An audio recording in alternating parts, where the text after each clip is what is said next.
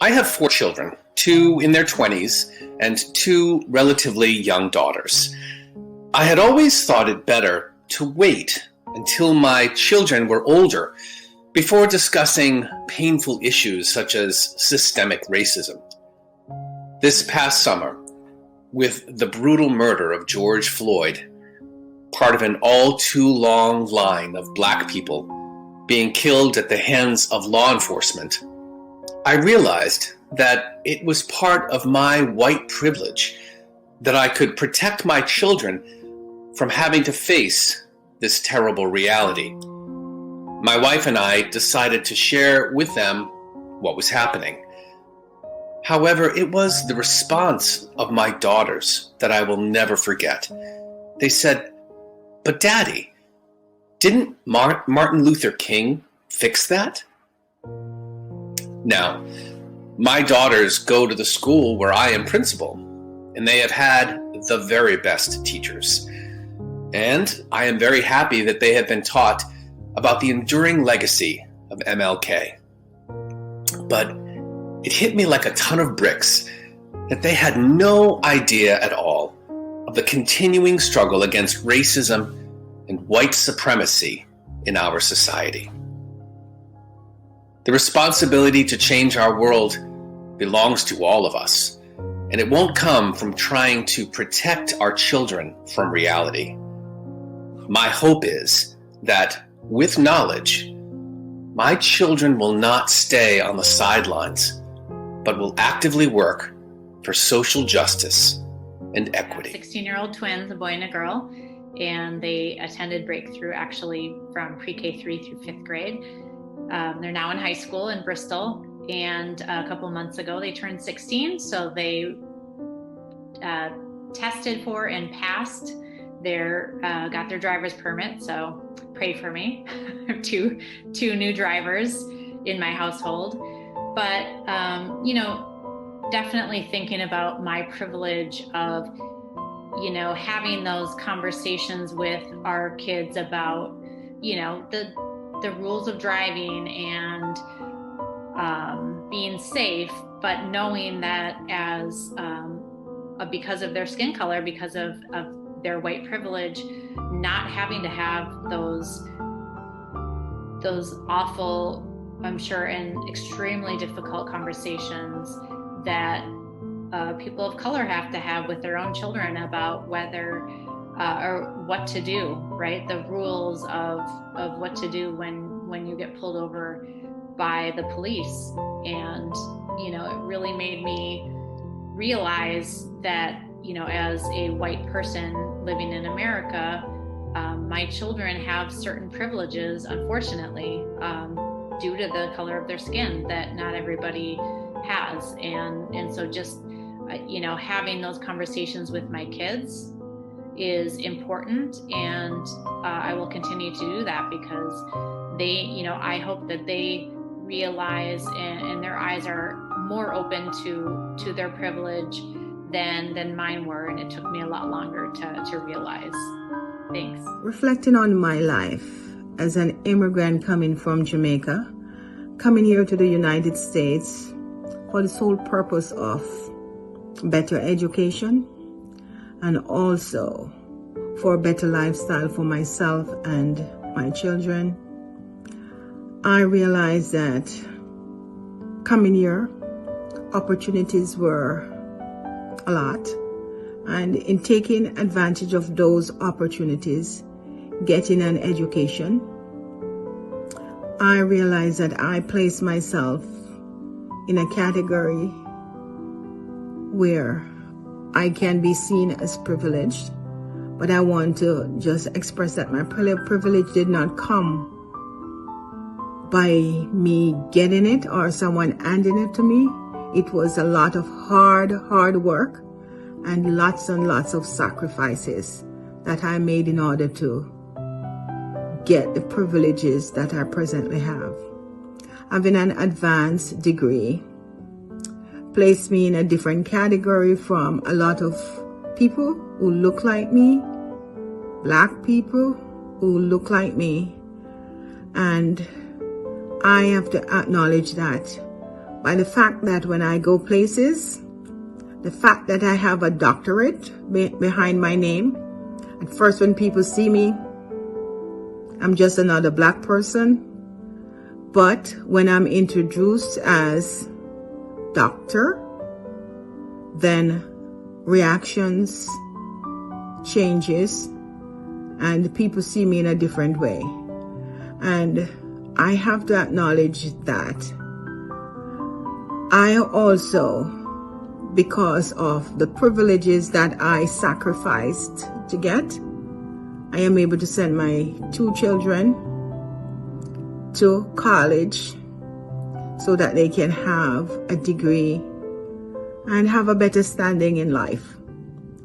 So I want to make sure that it is known that because of the privileges that I have, I do not take advantage of it or use it against anyone. I want to use it to advocate for those who don't have these privileges, or advocate for those who are far, far less than myself and who are struggling to get to a point in life where they can have some kind of privileges. Hi, my name is Francie Ciarri, and I'm the assistant principal at Renzulli Gifted and Talented Academy. My recollections of prejudice and racism started at a very early age. My father was born and raised in Puerto Rico, and we were the first Hispanic family to move to West Hartford. After we had bought the house, but before we moved in, a next-door neighbor had called our real estate agent and said, "Don't sell the house to those spics." My parents had always discussed racism and prejudice openly in the house, so it wasn't something new to me. However, I still felt so badly because I could not understand how someone who did not know us did not like us. As the years unfolded, there were other incidents. Like the time my brother was accused of stealing a wallet. When the owner asked the accuser why she thought that, she said because of the color of his skin. There was a time when my father was asked if he lived in town because he had such a strong accent. Oftentimes I would be in a group of students who I didn't know and they didn't know me, and they would make jokes about Puerto Ricans. And when I told them that it was offensive, they said, "Oh, not you. We weren't talking about you." But they were. My early exposure to racism and prejudice has made me the person I am today. I'm oversensitive about people's race, ethnicity, religion, and other identifiers, and I try very hard to make sure that I'm inclusive. I also did this when I was teaching in the classroom and with my own children as well. I'm really happy and excited about the work we've done here at Hartford Public School regarding racism, and I look forward to continuing this work. My name is Zangeline Gordon, and I'm the director for the Adult Education Center in Hartford, where it's never too late to learn. Today I share with you my self-reflection of power, privilege, and racism. Born in Jamaica, in 1989 I migrated to the United States to complete a master's in education. Being a trained teacher, I was elated when the university offered me the opportunity to teach mathematics in its undergraduate program while I studied there. That was my privilege. On the first day of class, I entered the room to find that most of the students were already seated. There was a low hum in the room, but as I made my way to the front and placed my belongings on the table, the low hum faded to an embarrassing hush. Everyone in the room had their eyes fixed on me, and for a while no one spoke. Then a loud voice from a young man at the very back of the classroom informed me that I could not sit at the table as it was for the instructor. I thanked him politely and informed him that I would be instructing the class. He continued, "You must be kidding, this is a math class." I assured him I was fully aware of that and proceeded to sit at the table. At that point, 3 young ladies got up from their desks, gathered their belongings, and told the class that they did not sign up for this instructor. They left the room. The rest of the class began talking and laughing, and before I could properly introduce myself, I was inundated with questions like, "Where did you go to school anyhow? Have you been in a university before? What did you study in Jamaica? Tell us about Jamaica. Is it true that people live in huts?" To which I responded, "When we complete the work I prepared for class today, I will certainly answer all your questions. Until then, my purpose here is to teach you mathematics." I started the class. One white male student announced to the class that I did not know how to simplify algebraic expressions, that the example I had explained was all wrong. He also tried to explain why. His classmates found it amusing and they all giggled and whispered. The young man decided to challenge me further and suggested that he could teach the class for me. I told him that was kind of him and returned to my own challenge. Why don't we prove to the class that you're really capable before you take over? I told him we would take a problem from the text so we could both rely on an independent answer. He willingly explained his process to the class, grouping terms regardless of their likeness. Then I explained my steps to the class. We then had another student find the answer at the back of the text. This happened twice. Visibly upset, the student left the room and never returned. At that moment, I became aware that life was going to be different from the way I had experienced it in Jamaica.